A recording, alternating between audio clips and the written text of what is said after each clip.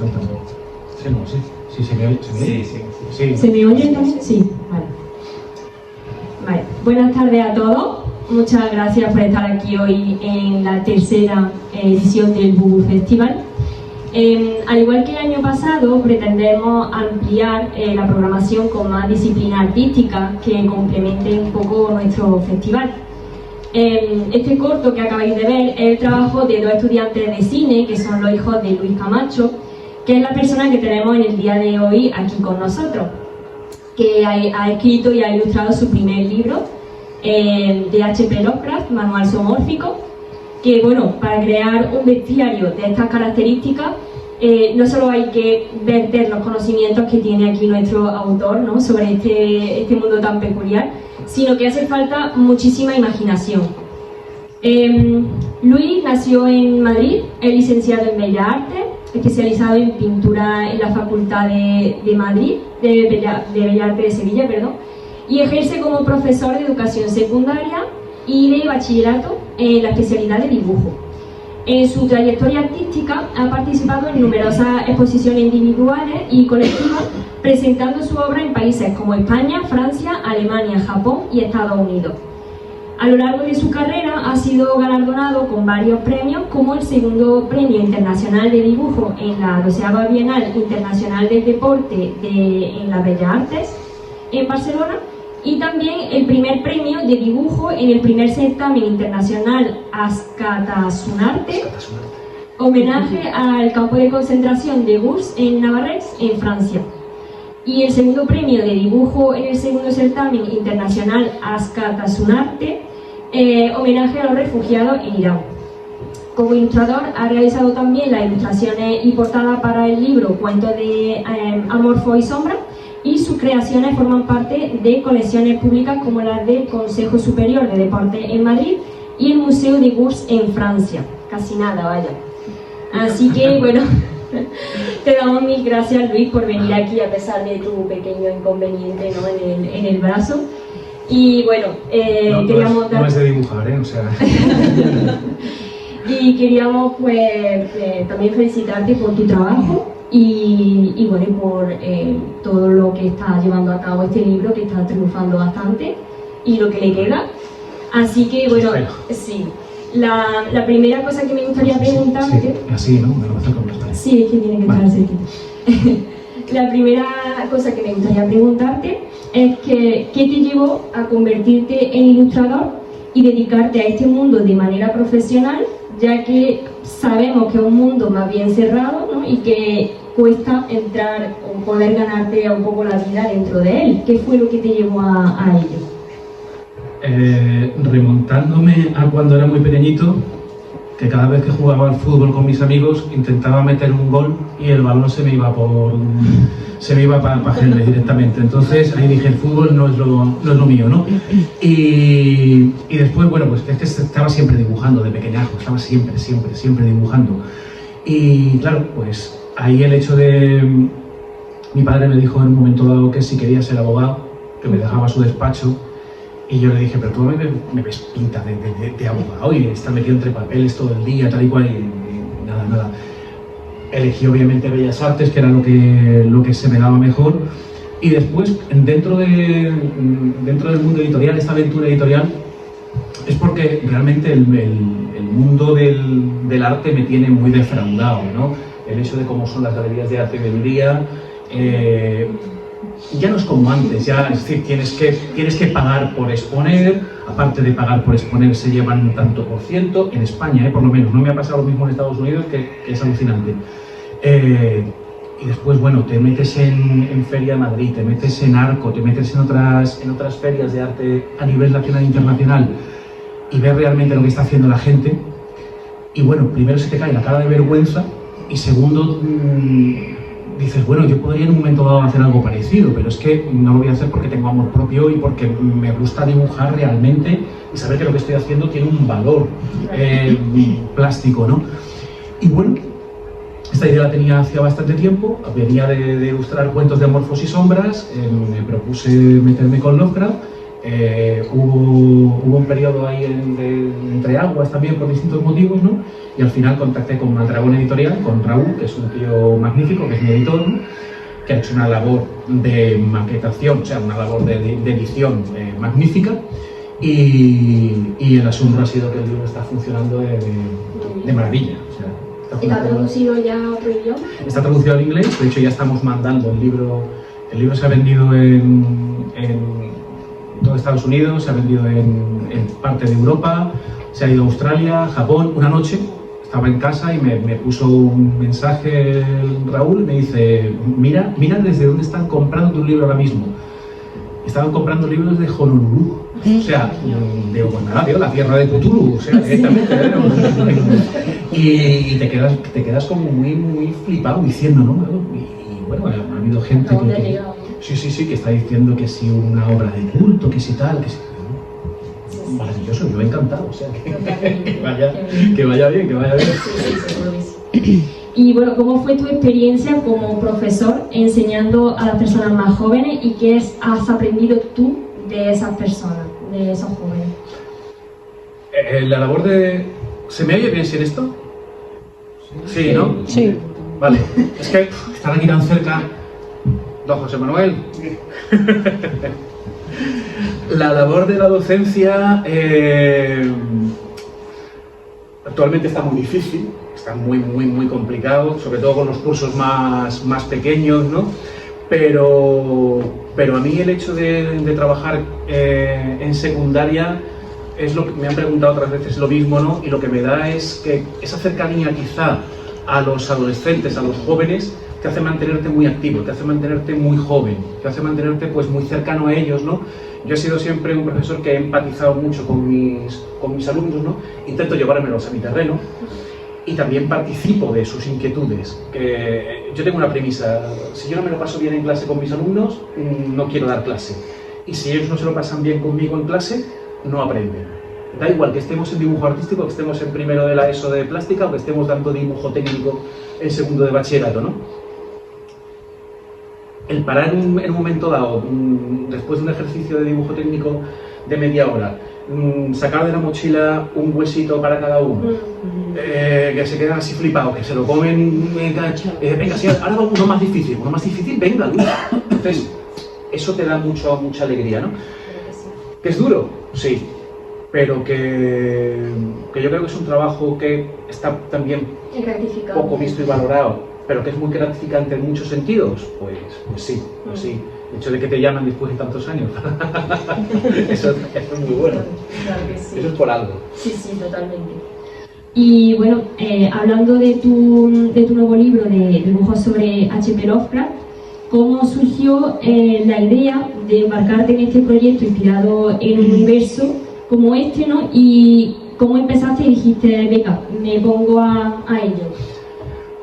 Pues realmente la idea es que cuando mi padre tenía una muy amplia biblioteca en casa de muchos libros de diversa índole, ¿no? Pero le gustaba mucho lo que era la ficción, el terror, la narrativa romántica, Lovecraft le encantaba, por supuesto. Y el hecho de bucear en esa biblioteca durante muchos años de mi infancia, de ver aquellos pequeños libritos de Rafael, o sea, prologados por el que era en el momento el mejor traductor de Lovecraft en los años 70, que era Rafael Llopis, ¿no? Que te cogías, cuando ya me los he leído preparando el libro, ¿no? Te cogías el prólogo de Rafael Llopis y a lo mejor tenías 40 páginas de prólogo que te mezclaban antropología con sociología, con filosofía, con religión. Y tú decías, espérate, voy a seguir leyendo a Lovecraft la semana que viene después de asimilar lo que me ha metido este tío entre pecho y espalda, ¿no? Bueno, pues el hecho de ver aquellos libros, de ver aquellas portadas, de que siempre me ha gustado el mundo del cine de monstruos, el cine de terror, ¿no? Yo fui de los que se vio, por ejemplo, Evil Dead, Posesión Infernal, la de Sam Raimi, con 15 años, con 15 no, con 14 años, solo en el cine de mi pueblo, ¿no? Con Alien me pasó lo mismo, y disfrutando como un enano. O sea, entonces, el hecho de repente decir, voy a volcarme en un proyecto así, con un autor que ha sido muy prolífico en su bestiario, haciendo lo que me ha gustado siempre, que es dibujar monstruos, había poco que pensar. Totalmente, tenía que pasar sí o sí. Había como un poco que pensar. Vale, y una particularidad de Lovecraft es que describe a criaturas en sus libros que son muy difíciles de visualizar, ¿no? Son muy oníricas. ¿Y cómo ha afrontado ese desafío de trasladar esas visiones literarias a dibujo? ¿Y qué es lo que más te ha costado hacer de todo? Porque además tu libro, yo le he echado un vistazo, y no es solo un libro de ilustraciones como tal, es que también incluyen dibujos de anatomía de alguna criatura, sí. Que me parece como hasta un libro casi, no sé, científico, ¿no? Es que esa era la idea, ¿no? Porque Lovecraft en un momento dado o te podía describir de una manera muy sucinta un determinado ser, o simplemente te decía, es un demonio horrible, achaparrado y amarillo. Punto, el ignuto, ¿vale? El ignuto. Bueno, vale. Otras veces te lo describía de una manera prácticamente científica. Entonces, de ahí el hecho de que algunas ilustraciones tengan ese recorrido anatómico, ¿no? Ese estudio anatómico de algunos seres, y intentando... Mi premisa siempre fue, si yo viviese a un par de casas de Lovecraft y trabajase con él para publicar en una revista Pulp y estuviese esperando que él me mandase sus relatos para yo ilustrarlos, ¿qué tipo de dibujo le gustaría que yo hiciese? Esa fue la premisa que me marqué a la hora de hacer el libro, ¿no?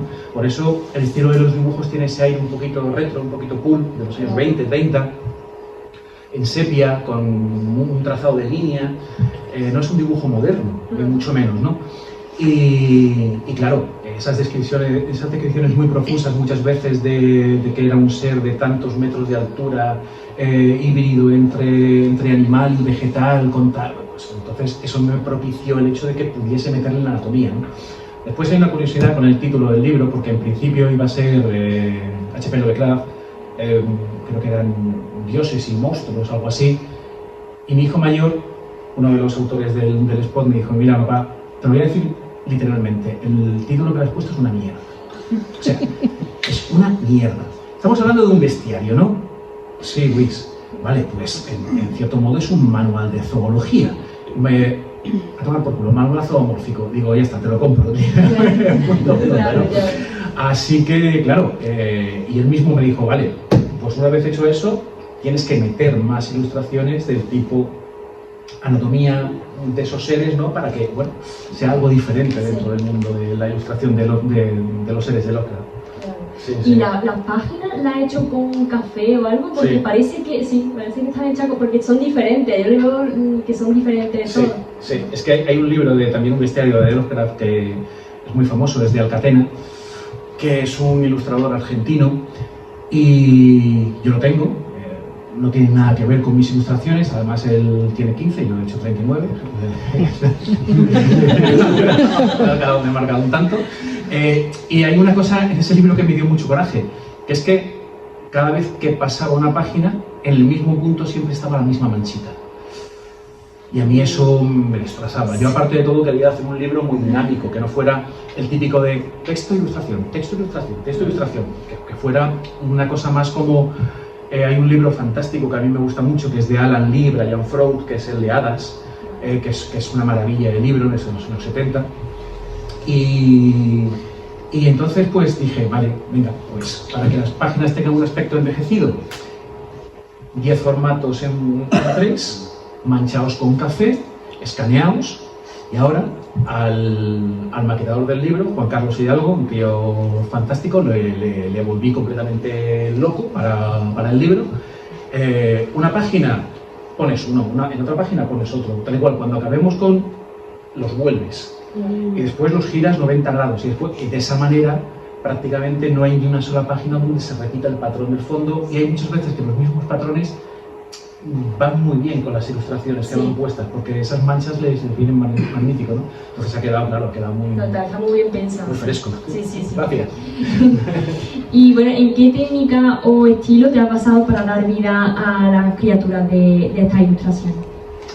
Pues en el libro hay 3 estilos de dibujo diferentes. Por un lado, las propias ilustraciones en sí, que van en sepia, El libro en principio lo empecé a lápiz, es decir, eran ilustraciones en formato A3, mesa de dibujo, grafito, pero iba a tardar una enormidad, o sea, iba a tardar una barbaridad, ¿no? Sabiendo además que quería meterle un gran número de ilustraciones al libro. Que no quería que fuera simplemente una ilustración por ser, ¿no? Porque me tiraba mucho. Entonces empecé a trabajarlo en digital. El libro está trabajado en digital, en Procreate, en el iPad, pero con un solo pincel, es decir, el pincel de lápiz 6B y nada más. Con dos grosores diferentes, uno para la línea exterior y otro para las líneas más interiores, ¿no? De esa manera, pues, el estilo de dibujo quería que fuera eso, basándome en Clark Ashton Smith, por ejemplo, o en Virgin Finlay, que eran autores que ilustraron algunos relatos de Lovecraft, ¿no? Sí. Un dibujo muy lineal, un dibujo muy de una línea que se adapta mucho a la morfología o a las telas, ¿no? Sin hacer tramas cruzadas, nunca hay una línea que se cruce con otra en ninguna de las ilustraciones, ¿no? Entonces esas fueron para las principales. Después las páginas negras, tuve la idea de, para aliviar un poquito el que todas las ilustraciones fueran iguales, ¿no? Pues meter como si hubiese un apartado en el libro, como si fueran páginas arrancadas directamente del Necronomicon, ¿no? Entonces ese estilo de dibujo es un poco más libre, un poco más suelto, sí. Además con el formato más oscuro. Y después las primeras páginas de cada relato van en un estilo como si fueran grabados del siglo X, siglo XI, ¿no? Porque Lovecraft se inspira en algunos seres de la mitología o de la historia de las Mil y Una Noches para incorporarlos a su bestiario. Entonces, por ejemplo, los ghouls ya estaban en las Mil y Una Noches, ¿no? Y por ejemplo, Dagon es un dios tanto sumerio como mesopotámico, ¿vale? Bueno, pues entonces hacer algo mucho más antiguo, también con un color diferente, un color más sangre, más rojo, que sirviese como portadilla para cada relato. Entonces, de esa manera también ibas aliviando un poco que todos los relatos fueran iguales, ¿no? Y al final ha quedado pues muy curioso y muy dinámico. Sí. Y bueno, ¿todas las criaturas que aparecen en el bestiario son inventadas o Lovecraft, el nombre, también se basaba en alguna... Lovecraft. Ya está. Se basaba en alguna mitología del mundo. Hay un caso, bueno, hay muchas de ellas, ¿no? Por ejemplo, los ghouls, que son demonios necrófagos que salen en las Mil y Una Noches, que eran una especie de demonios que atacaban a los pobres incautos que se perdían por las arenas del desierto y los fagocitaban. El Lovecraft hizo un propio dibujito de uno de esos seres, lo que pasa que, bueno, en vez de una especie de hombre lobo parece, no sé, parece un Winnie the Pooh prácticamente, ¿no? Porque él decía que intentaba dibujar una vaca y le salía una locomotora, entonces que lo suyo eran las palabras, ¿no? Los perros de Tíndalos, por ejemplo, no son de él exactamente, pero por ejemplo, hay un dios exterior que es Nodens, que la historia es muy curiosa porque Nodens es un dios que se descubre en una excavación en el norte de Inglaterra de un templo romano, en Lisle, en el cual se adoraba a un dios romano que se llamaba Nodens. Era un dios entre un dios del mar y un dios de los cazadores. Está representado prácticamente como Poseidón, con un brazo de metal, de plata, que pierde en una batalla, un tridente, va en una especie de barcaza o de carro que es una concha, y va tirado por dos bestias marinas, ¿no? Bueno, llaman a Tolkien, porque el arqueólogo era amigo de Tolkien, lo llama para que le ayude con la excavación, porque al mismo tiempo se han encontrado una tablilla de maldición y un anillo unido a esa tablilla de maldición. Y resulta que, bueno, que había habido un anillo de oro que un hombre había perdido, al final resultó que un vecino se lo había robado, el anillo silvano, y que este hombre hace la tablilla de maldición para que el que lleve ese anillo pues sufra. Bueno, y Tolkien allí se da cuenta del potencial de aquello y de repente Noden se convierte en Sauron, aquella excavación se convierte en la comarca, y Lovecraft, que sabía de aquello, pues incorpora a Noden también a uno de sus relatos, con lo cual él estaba siempre atento a sus autores y a las noticias que tenía alrededor, ¿no? Y como leía tanto, pues incorpora muchos seres de la mitología, otros no, otros se los inventa directamente. Sí. Pero hay algunos que lo modifican. Obviamente. El libro lo que pasa es que los trata de manera cronológica. No sé si tenías la pregunta o no, para no pisártela. No lo tenía, pero... Sí. Muchas veces hay autores que al hacer estudios de Lovecraft pues te los mezclan, ¿no? Que si los de las tierras del sueño, otros son los mitos de Cthulhu, tal cual, pero tú no sabes realmente cuál ha sido antes de uno de otro, ¿no? Entonces el libro va ordenado de manera cronológica. El primero que aparece es Dagon, sí, que es uno de sus primeros relatos, ¿no? Y a partir de ahí, todos los seres que van apareciendo van en orden cronológico, y de esa manera se va viendo la evolución de Lovecraft a la hora de crear seres cada vez más complejos, claro, más complejos. Con lo cual, bueno, pues entiendes mucho mejor lo que hizo. Que esté ordenado y todo. Pues, bueno, más allá de autores como Lovecraft, ¿qué otros artistas, escritores o corrientes incluso han influido en este proyecto? Uf. Si pudiéramos, o sea, si empezara a hablar de cómics, pues desde Bernie Bryson, Richard Corben, Esteban Maroto, Alfonso Breccia, que son autores que muchos de ellos trataron directamente también a Lovecraft y a Poe en muchos de sus cómics, ¿no? Obviamente el cine de monstruos, desde Alien o desde Evil Dead, pasando por ejemplo por La Cosa de John Carpenter, en la que Lovecraft, por ejemplo, o sea, Carpenter se basa en Lovecraft, pero Lovecraft se había basado anteriormente en Poe con las aventuras de Arthur Gordon Pym, por ejemplo, ¿no? Entonces hay una retroalimentación ahí. Y después, bueno, yo era de los que cuando en casa me iba a la biblioteca de mi casa, y entre esos libros también había una colección entera de los museos del mundo. Yo pasaba directamente de los paisajes, de los bodegones, de las escenas cortesanas, y me iba a los pintores más oscuros que había. Entonces, claro, pues ahí no había otra. Tú eres de los míos, entonces. Totalmente. Giger es un referencial brutal. Imagino que lo sabéis, ¿no? Es el diseñador de Alien en las películas de Ridley Scott, ¿no? Y bueno, en cierto modo la portada está basada en la técnica de Giger, porque está hecha con aerógrafo, en digital, pero con un pincel de aerógrafo. Y bueno, hubo un documental de Giger en los años 90, que mi padre me grabó en una cinta de vídeo de un programa que se llamaba Metrópolis, que ponían en la segunda cadena por aquel momento, y yo me acuerdo que aquella cinta me la vi yo 1000 veces parando en las ilustraciones de Giger y acercándome a la tele para ver las 625 líneas, obviamente por entonces, ¿no? Y eso me marcó, o sea, eso me marcó. En el colegio decían, este niño es muy raro, este niño va a ser algo malado, porque lo único que dibuja son monstruos. Ahora soy profesor, anda. Ya ves, hay un libro y todo aquí. Sí. Y bueno, más allá de... bueno, espérate, sí, ¿este lo hemos hecho ya? No, sí, este ya lo hemos hecho. Lovecraft es un autor polémico, ¿no? Con una visión del mundo que algunos consideran radical en ciertos aspectos. ¿Cómo te relacionas tú con su obra desde un punto de vista artístico? ¿Qué aspectos te fascinan y cuáles te hacen reflexionar más sobre...?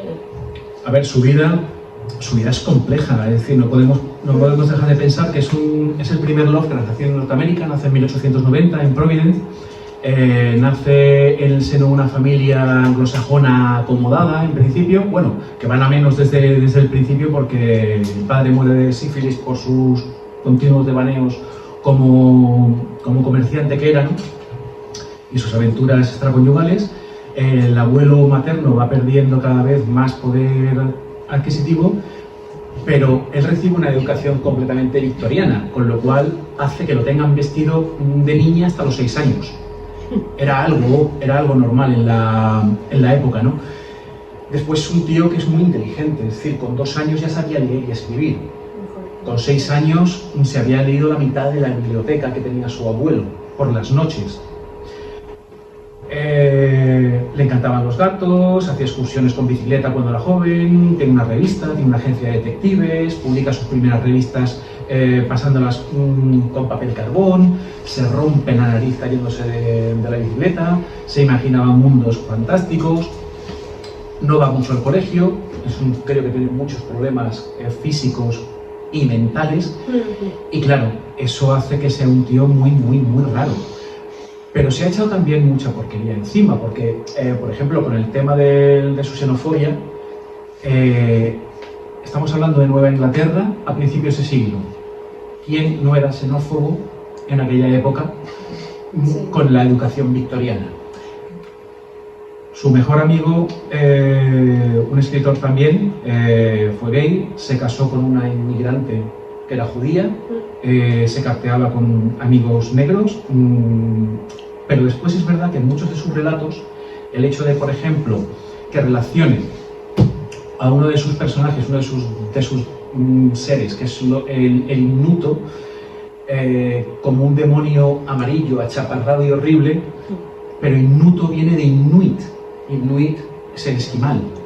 Entonces, claro, ahí vierte un poco una cosa de que hay una raza superior y unas razas inferiores también. Algo que se fue también diluyendo con el paso de los años y con el paso de cartearse con tanta gente culta que también le iba haciendo ver que el mundo no era así, ¿no? Entonces, bueno, pues hay una especie de relación de amor-odio con Lovecraft, ¿no? El hecho de que, por ejemplo, también le gustase mucho escribir de noche. Es decir, si era de día, bajaba la persiana, se ponía el flexo y escribía como si estuviera escribiendo de noche, aunque fueran las 4 de la tarde, ¿no? Sí, hábitos que al final no le hicieron bien. Claro, era un amante del café. Y bueno, su dieta posiblemente fue la que le provocó al final el problema de cáncer o intestinal que tuvo, ¿no? Que lo llevó a la tumba. Entonces hay una relación de amor-odio con Lovecraft, por muchos motivos, ¿no? Pero bueno, somos productos de una época. Él lo fue como otros muchos autores que ahora mismo se están intentando denostar, como por ejemplo el hecho de que en Estados Unidos le hayan intentado cambiar el nombre a la novela de Agatha Christie, Los 10 negritos, ¿vale? Porque suena mal, tal y cual, eso. Pero en las traducciones en Norteamérica han cambiado Los 10 negritos por Los 10 indios. No sé qué es peor, directamente. ¿Suena mal hoy en día? Vale, pero era producto de la época. Sí, ya está. Es la historia, es como si ahora intentásemos cambiar, no sé, desde el principio. No podemos cambiar el pasado. Exactamente. Claro. Exactamente. Y bueno, en tu interpretación sobre la obra de Lovecraft, ¿ha añadido algún toque tuyo personal o reinterpretado algún aspecto de su historia para ajustarlo un poco a tu visión artística? Claro. El hecho de que, bueno, en algunos de los seres que realmente no describían profusamente lo que Lovecraft quería representar, ahí sí, ahí tienes que tirar de imaginación. He intentado no tirar de documentación gráfica, obviamente, porque si uno busca cualquiera de estos seres en internet, te vas a encontrar 1000 imágenes diferentes, ¿no? Entonces, he intentado no buscar en ninguna. Obviamente hay seres que, como te los escribe de esa manera, obviamente se van a parecer a otras representaciones gráficas, ¿no? Pero hay otros que no. Claro. No. Entonces, ahí he tirado de imaginación, obviamente. Y es un ejercicio por el que me gusta mucho pasar, porque tienes que hacer bocetos, tienes que intentar reimaginar. Además, quería darle, como hemos hablado al principio, ¿no? Quería darle al libro un empaque científico, un empaque donde realmente la morfología de los seres en un momento dado pudiera ser creíble. Es decir, oye, este monstruo podría ser creíble anatómicamente. Me acuerdo que hace 1 año y pico, 2 años, hablando con un traumatólogo, que había visto las ilustraciones, me dijo que, hostia, es que estaban los músculos ahí, que se veían los tendones, que el estudio anatómico estaba muy bien, Es decir, que dentro de la deformidad de ese determinado ser, podría ser creíble anatómicamente. Entonces, eso fue lo que intenté. Hay otros seres que no, que nos describe como una masa protoplasmática de esferas iridiscentes que explotan y de que salen ojos y bocas. Ahí no puede hacer mucho, ¿eh? Yo creo que, bueno, ese es el sueño, sería la pesadilla de un caracol puesto de anfetas, o sea, ¿no? Así. Bueno, habrán sido muchas noches vela trabajando y tarde y todo. Y soñando con los bichos, con su mundo onírico. ¿No? Es entre crustáceo, murciélago, gusano, tentáculos, tal. Tú dices, Dios mío de mi alma. Después te vas a la dieta de Lovecraft y la entiendes. Sí. Lo entiendes. O sea, es como. No sé si conocéis los relatitos de Little Nemo, de Winsor McCay. Había otros. Se me ha ido el nombre ahora mismo. Bueno. Eran una serie de escritores durante el romanticismo que lo que hacían es que cenaban profusamente para provocarse pesadillas por la noche y después podían escribir gracias a esas indigestiones nocturnas. Sí. Yo reconozco que alguna que otra vez lo he hecho después de leerme un relato, saber que quería hacer la ilustración al día siguiente. Bueno, pues una pizza y media, una hamburguesa, 2 hamburguesas, da igual, y esa noche la verdad es que la he pasado bastante mal, pero oye, te venían unas ideas que no había visto. Así funciona por una vez, ¿no? Y bueno, me encanta como el autor, de lo que he podido leer, ¿no? Te lleva La técnica de dibujo la tenía clara desde el principio, es decir, en el momento en que empecé a hacer los bocetos y cambié del lápiz al estilo más lineal, la tuve muy clara, ¿no? Después, obviamente, la interpretación de esos seres, dependiendo de si eran más terrenales o si eran más etéreos, por ejemplo, los seres de la tierra del sueño, ¿no?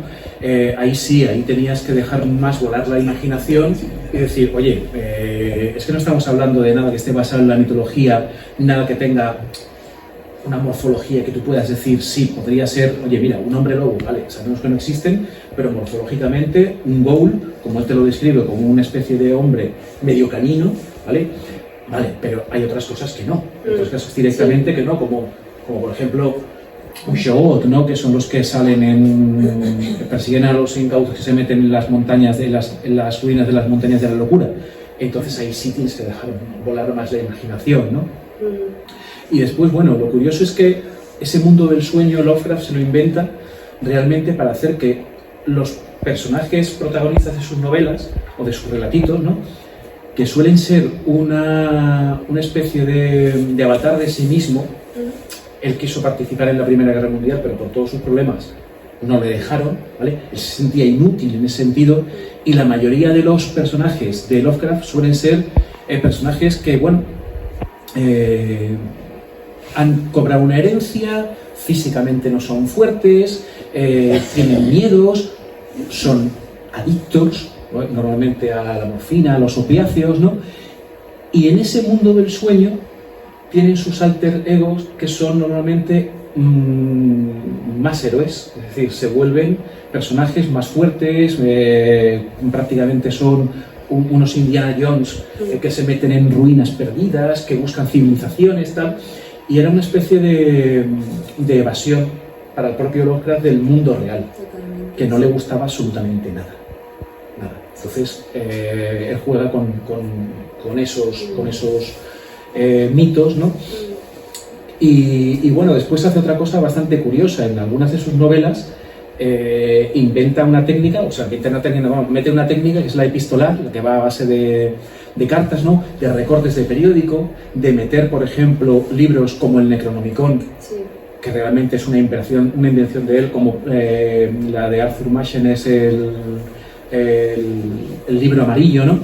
Del Rey Amarillo. Bueno, pues eso lo mete en las novelas dándole una verosimilitud que, claro, hoy en día a lo mejor no llama la atención, pero en los años 20-30 pues impresiona mucho, ¿no? Entonces, bueno, pues eso ha sido el bagaje de leerse toda la obra de Lovecraft, de entenderla y darle ese empaque visual dependiendo de qué relato estábamos hablando, de cómo era el ser. Claro, vale. Y bueno, yo no te conozco mucho, Luis, pero tienes pinta de que te guste la buena música. Sí. Entonces, si tuvieses que elegir alguna banda sonora para acompañar a este libro, ¿qué banda o canciones le irían bien para presentar a estas criaturas que ha ilustrado? Pues este libro ha pasado por todo. O sea, ha pasado desde música celta, desde música folk, por ejemplo, con Blackmore Knight, que es el guitarrista de Richie Blackmore, que estuvo en Deep Purple, por ejemplo, en Rainbow. Ha pasado por momentos donde lo único que oía era prácticamente Iron Maiden. Pink Floyd siempre ha estado ahí, siempre. Tool, no sé si conocéis a... Sí, ya. Una pasada, vale. Había momentos donde sabía que quería hacer una ilustración de 4 horas del tirón, pues nada, me ponía el Lateralus, y se me iba el lápiz solo. Ha habido música clásica también de vez en cuando, sobre todo el invierno, o alguna de Beethoven. Es que no le pega el binonio, el adagio, es que no le pega. No le pega ni mucho menos. Y no sé, ha sido muy ecléctico, pero desde el rock a la música celta, al progresivo, obviamente, Hasta el clásico, incluso le he metido alguna vez algo de techno con ay, ¿cómo se llama este? Perturbator, no sé si lo conocéis, pero es electrónica pero de los 80, entonces, pero está hecha hoy en día. Entonces sí. Ahí no me paraba dibujando. Hombre, que motiva, eso motiva que era o no. Y bueno, si tuvies, después de este libro, ¿tiene algún otro proyecto en mente, algún otro autor o temática que te gustaría explorar desde el dibujo? Pues hay 2 proyectos ahora mismo empezados, en parón, ahora mismo. Uno es una segunda parte del manual, pero con un empaque visual muy diferente del que no puedo decir nada, pero en el que va a haber parte de bestiario, posiblemente haya un cómic, posiblemente haya algunos relatos, no solamente míos, sino también de algunos amigos, y sea algo bastante curioso. Y después estoy trabajando en un cómic. El guionista es el director de la escuela de doblaje Renovatio en Sevilla. Uno de mis hijos es también actor de doblaje. Y bueno, Dani es un tío que es del mundo de audiovisual, ¿no? Y tenía una idea escrita hacía bastante tiempo para una serie o una película, pero en principio la vamos a hacer en cómic. No tiene nada que ver con esto, lo que pasa es que si mezcla... es que no puedo decir nada. No, mezcla lo que son varios géneros de las películas del fantástico de los 80, sobre todo, ¿no? Y bueno, es un proyecto que me va a llevar también 3 o 4 años, porque lo que era un guión cinematográfico lo estoy transformando en un guión para el cómic. Estoy haciendo primero el storyboard, y después del storyboard tendré que hacer las páginas en sucio, y después de las páginas en sucio tendré que hacerlas en limpio, y después meterles el color. Se trabaja en A3 normalmente, para que el nivel de detalle en cada página sea... Y bueno, solamente os voy a decir que empieza el cómic con un incidente ovni sobre España en el 79.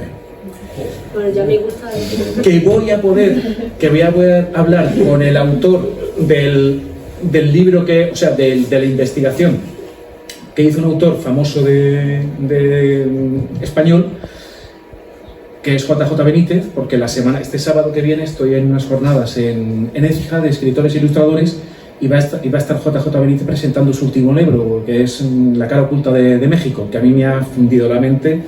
Me lo leí en una tarde y bueno, y la verdad es que él hizo un libro de investigación sobre ese incidente en el que estuvo implicado incluso un F1 de las Fuerzas Armadas, ¿no? Sobre Valencia, en Manises. y voy a tirar de él para que me dé información Claro. para el cómic, o sea que sí. Bueno, ya no sabremos lo que es, pero a mí me ha cautivado la idea y ya estaremos atentos a ver qué es lo que se viene, ¿no? Así que a ver cómo va. Y bueno, para cerrar un poco, como antiguo profesor, ¿qué consejo le daría a los artistas que están empezando y que quieren dedicarse a la ilustración? Que terminen con la mano así, dibujando. Dibujar. Yo muchas veces estaba en casa, gracias a mi mujer, de verdad, por la paciencia infinita, ¿no? Pero hemos estado viendo una película y he estado dibujando. Hemos salido por ahí a algún lado, se me veía, sacaba el cuadernito y hacía un dibujo. Y después son horas en el estudio, dibujando. En el estudio, o en el salón, en casa, por la tarde, tal y cual, normalmente los fines de semana. El último año del libro ha sido, daba una clase, a lo mejor tenía un hueco, me quedaba en mi clase y seguía dibujando. Una auténtica locura. Pero el hecho de que dibujen y rompan dibujos por un tubo.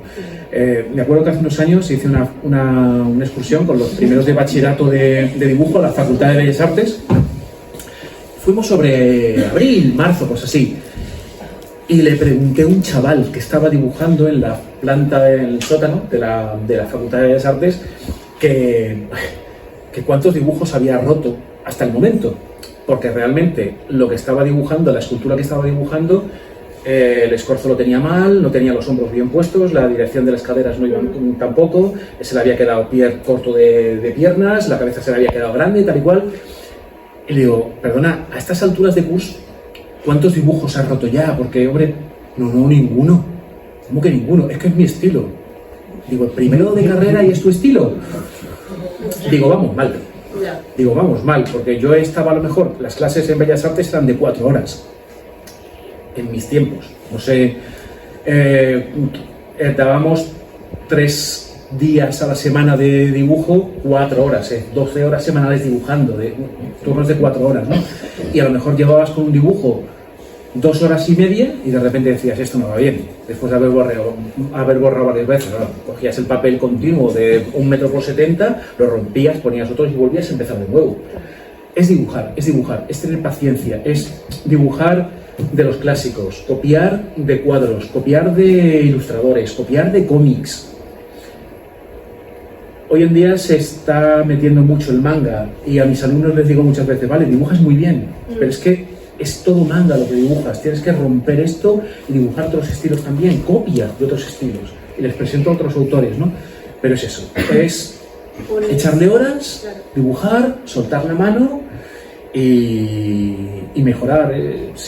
Con cualquier cosa, con la práctica se mejora. Sí. Pero si no practicas, si te crees desde el principio que ese es tu estilo y que tú lo estás haciendo bien, pues Mal vamos. mal vamos.